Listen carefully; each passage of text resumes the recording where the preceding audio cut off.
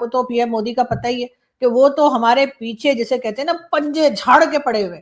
उन्होंने क्या किया है कि जी मुझे लगता है उन्होंने ना हर गल्फ कंट्री को उस मीटिंग से मैं एक और आपको ड्रॉ करता हूं, चाबहार पोर्ट पे अभी तक हमला क्यों नहीं हुआ? लेकिन लिंक डॉट्स लिंक करें। वहां पे अमेरिकन ने इंडियंस को प्रोहिबिट कर दिया था कि आप यहां से निकलें, कोई चक्कर नहीं। भारत बिल्कुल तैयार नहीं है पाकिस्तान के ऐसी किसी फैसिलिटी देने का, क्योंकि बहुत बर्दाश्त कर लिया है भारत ने। अब भारत किसी सूरत पाकिस्तान को चाहिए तो भाई दुश्मन की तो कोई जरूरत ही नहीं है। एक तरफ आईएमएफ के सहारे जो पाकिस्तान की इकोनॉमी वो चल रही है। अल्लाह साहब का कहना ये है, यही जो आपको हाफिज सईद की फैमिली के साथ दिखाई देते हैं, उनका कहना ये है कि अगर जंग जारी रही तो हालात और भी खराब हो सकते हैं पाकिस्तान की पब्लिक के। जी हाँ, क्योंकि इन लोगों के तो है पॉसिबली, ये मेरी एनालिसिस है, इंडिया ने नेतन्याहू को कहा होगा कि जब आप हमला करें ये हमारी पोर्ट है, यहां से तो हमने सरवाइव कराना है तालिबान को। अच्छा, जब आप ईरान पर कब्जा कर लेंगे so called. So hello friend, very welcome to my YouTube channel Bharatiya official.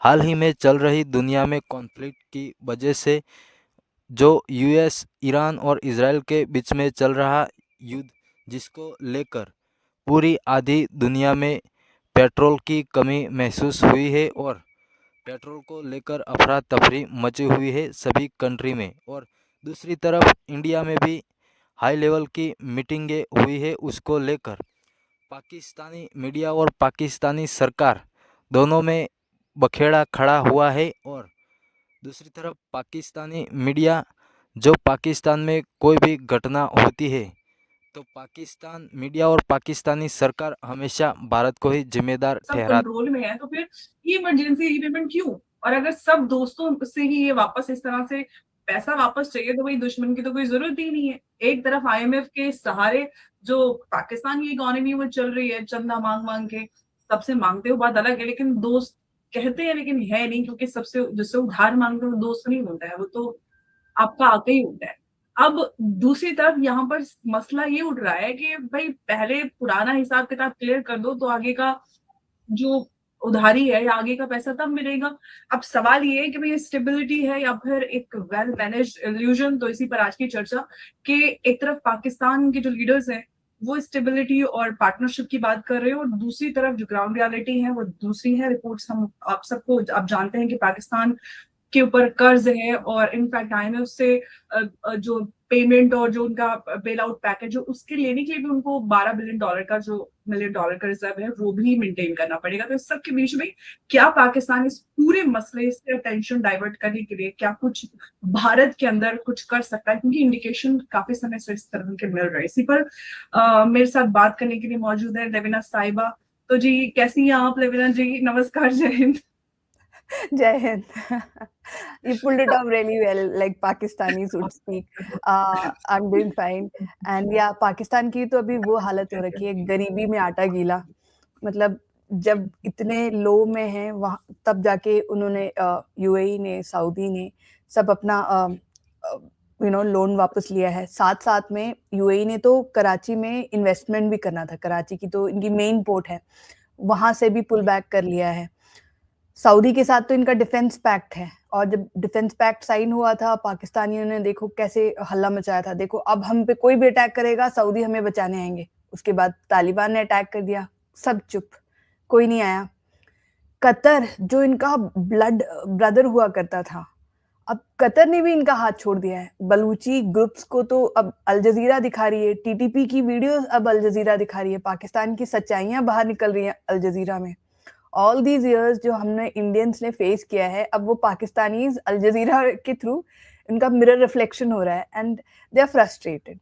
तो उसके बीच में you are right, it is very possible कि ये लोग फॉल्स फ्लैग अटैक कर सकते हैं। इनकी जो टेररिस्ट ग्रुप्स हैं, इनफैक्ट ईरान, अब देखो काफ़ी थ्योरीज हैं, मल्टीपल थ्योरीज आर देयर कि एक तो ईरान में ईरान के अगेंस्ट फोर्सेस ना उनको यूज करना पड़े, उसकी बजाय वो इंडिया के साथ वॉर स्टार्ट कर दें। इंडिया के साथ वॉर तब स्टार्ट कर सकते हैं जब अगेन टेररिस्ट अटैक हो, इंडिया प्रोवोक हो और इंडिया इन पे अटैक करे और वो वापस अटैक करे। वैसा एक सुइसाइडल अटेम्प्ट कर सकते हैं, या टेररिस्ट अटैक करके they might keep us also busy with it. It's very possible. उसके काफ़ी सारे साइन सिम्टम्स भी हैं इनके। लश्कर तैयबा के जो क्या कहते हैं टेररिस्ट हैं, उन्होंने कारगिल वॉर में किया था लैंड में आके, वैसे ही वो शायद अब सी जिहाद करे कि ना पाकिस्तान टेररिस्ट को भेजे और अटैक करवाए। तो इन दैट केस ऑल्सो हमको तो रिपेल करना पड़ेगा। तो फॉल्स फ्लैग अटैक ये definitely it's always a possibility. मतलब मेरे को तो हर बार लगता है कि इन्होंने जो इनकी जो अपने अटैक्स भी होते हैं पाकिस्तान के अंदर, वो पाकिस्तानी एजेंसीज ही कराते हैं। जैसे एपीएस पेशावर वाला अटैक बहुत बुरा अटैक था, कुछ सालों पहले हुआ था, मेनी माइट नॉट नो जो ऑडियंस में, उसमें छोटे बच्चों को तक वो तो स्कूल ही था, आर्मी पब्लिक स्कूल था, वहाँ पे टीचर्स, छोटे बच्चे, टीनेजर्स, इतने सारे बच्चे मरे। और वहाँ के पेरेंट्स उन्होंने खुद बोला है कि दे सस्पेक्ट कि पाकिस्तानी एजेंसी ने ही कराया है। तो ये तो पाकिस्तान खुद अपने अंदर करता है, तो इंडिया तो फिर इट्स ऑलवेज अ पॉसिबिलिटी कि पाकिस्तान अपने टेररिस्ट ग्रुप्स को रख के फॉल्स फ्लैग अटैक्स करवाए। इन्होंने इंटरेस्टिंगली इनकी विद इन जो लश्कर और जैश ए मोहम्मद, इन सब ग्रुप से जो अंदेशा आ रहा है कि ये लोग बोल रहे हैं, स्टेटमेंट जो इनकी ओपन में आ रही हैं, सोशल मीडिया में आ रही हैं, ये लोग सब प्रो ईरान हैं, ईरान के सपोर्ट में बोल रहे हैं। तो अगर ऐसा हुआ कि पाकिस्तान आर्मी ईरान को सपोर्ट ना करे, आई वुड लाइक टू सी कि इनके टेरर ग्रुप्स कैसे रिस्पॉन्ड कर रही हैं। कुछ दिन पहले राना अशफाक नाम के एक लश्कर तैयबा का एक बड़ा सीनियर टेररिस्ट है, उसने ओपनली एक स्टेटमेंट में बोला कि अगर यूएस ईरान पे एटम बम गिराता है तो हम पाकिस्तान उस पर अटैक कर देगा। किस पे? अमेरिका पे। तो so I don't know if Asim Munir is aware कि इनके ये जो टेररिस्ट हैं, इनके जो पपेट्स हैं, ये क्या बोल रहे हैं और इसकी वजह से आसिम मुनीर को कितनी बड़ी प्रॉब्लम हो सकती है। स्टेटमेंट उसको बैक कर रहे हैं। बेसिकली ये कुछ महीने पहले रिमेंबर रिपोर्ट आई थी कि जो पाकिस्तान है वो इस कैपेबिलिटी के मिसाइल इस रेंज के बना रहे हैं, अगर आपको याद हो, ऑलमोस्ट एक साल पहले। यस, यूएस ने बोला भी है कि US does see Pakistan development of missiles as a threat. ये बात आई भी है, you are right about it. और इस पे जाके लश्कर तैयबा, कोई पाकिस्तानी ऑफिसर या कोई सिविलियन नहीं बोल रहा है, लश्कर तैयबा का टेररिस्ट बोल रहा है कि अगर यूएस ने बम गिराया तो हम भी जाके एटम बम गिराएंगे उन पे। तो so I would really like to see how this is going to unfold, but yes, we have to be prepared as a country, as India। हमको प्रिपेयर रहना है कि फॉल्स फ्लैग अटैक्स हो सकती हैं।